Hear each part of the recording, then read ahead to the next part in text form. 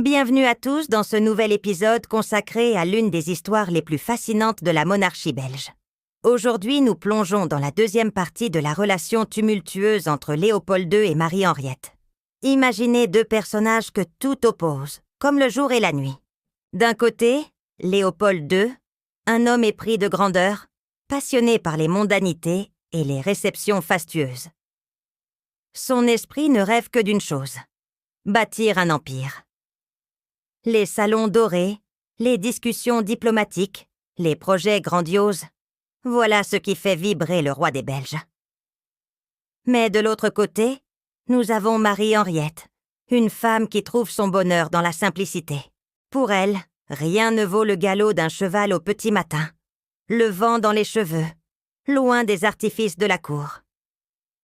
Les écuries sont son refuge, là où elle peut être elle-même, loin des regards et des conventions. Cette reine, qui préfère l'odeur du cuir et du foin au parfum capiteux des réceptions royales, trouve son havre de paix à Spa. Cette ville d'eau devient son sanctuaire, un endroit où elle peut respirer, où l'air pur des Ardennes lui permet d'oublier, ne serait-ce qu'un instant, les contraintes de sa position. Comment deux êtres si différents pourraient-ils construire une harmonie? Ce mariage, orchestré par les chancelleries pour des raisons politiques, révèle rapidement ses failles. Les conversations deviennent des confrontations. Les silences s'étirent comme des reproches muets. Dans les couloirs du palais, les domestiques baissent les yeux quand ils croisent leur souverain, témoins involontaires de ces tensions quotidiennes. Léopold II, absorbé par ses projets d'expansion, voit dans le mariage un simple arrangement nécessaire à la stabilité du royaume. Pour lui, une épouse doit tenir son rang, participer aux cérémonies, représenter la couronne.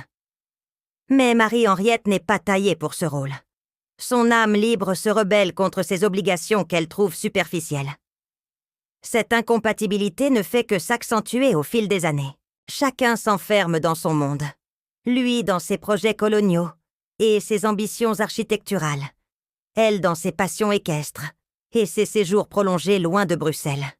Ce n'est plus un fossé qui les sépare. C'est un océan d'incompréhension. Ce qui devait être une alliance prestigieuse devient une cohabitation difficile. Les apparences sont maintenues. Bien sûr. Nous sommes au 19e siècle, et le scandale n'est pas une option.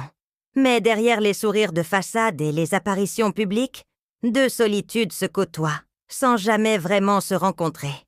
Cette histoire nous rappelle que même les plus hautes sphères du pouvoir n'échappent pas aux drames humains. Derrière les ors et les uniformes se cachent des êtres avec leurs rêves, leurs déceptions, leurs blessures. Si vous avez apprécié cette plongée dans l'histoire de la Belgique royale, n'oubliez pas de vous abonner à notre chaîne et de partager cette vidéo. Vos commentaires sont toujours enrichissants, alors n'hésitez pas à nous faire part de vos réflexions.